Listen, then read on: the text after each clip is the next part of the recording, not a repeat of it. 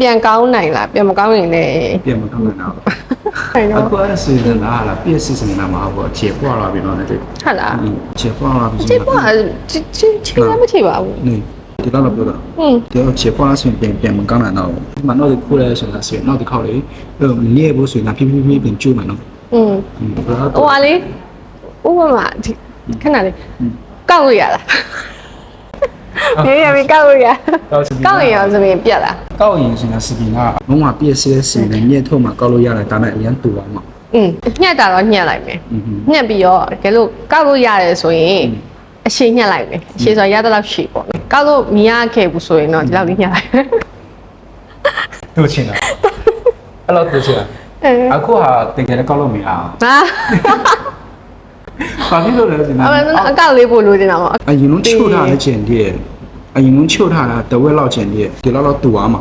ဒီလောက်တူအောင်မှာဆိုကောက်လို့ရတယ်အဲ့ဆိုဒီလောက်တူအောင်မှာဆိုရင် အဲ့ဒါကိုကောက်ရင် ကောက်ရင်လိုက်တော့လေတူအောင်မှာ အဲ့ဆိုညှက်တာကြဘယ်လိုပုံလဲအထက်ဆိုလည်းအထက်ကိုလေတိတိတတ်တာအထက်လေးအခိုင်းညက်တာအထက်ကလေဟိုဒီလိုညှက်လိုက်တယ်ဒီနေရာလေးပဲအထက်လေးဖြစ်နေတာလေအဲ့လိုမဖြစ်ချင်မနဲ့လေနောက်မှဒီလိုထက်လေး အကုန်ထက်ပေါ်ကွာသူလည်းပြမှာလဲရှင်အနောက်မှာလည်းခြားဘယ်လောက်တူလဲဒီလောက်တူမှာအဲ့လို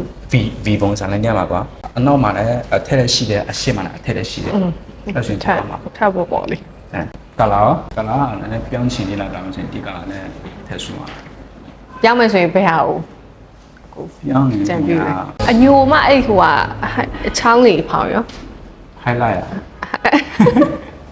ဟာလိုက်ပြစီရော highlight ဆိုရင်မစင်စားလဲတော့ စဉ်းစားတော့ အခုဟာဆိုရင်ညိုဝါလေညိုဝါဆိုရင်ဒီတိုင်းမဲ့ထညိုဝါရှိမှဆိုရင်တက်ပြောင်းနေတယ်မရှိဘူး ဆိုရင်ဒါလည်းဒါပေါ့နော် ဒါပေါ့နော်အရင်ဒီနေလည်းမဟုတ်ဘူးအန်ဒီကိုဖဲပြီးမှအန်ဒီဖဲနေနေတာဖြုတ်ဖြုတ်လဲဟာပေါ့အရင်ကြီးကြီးမှာ Say slow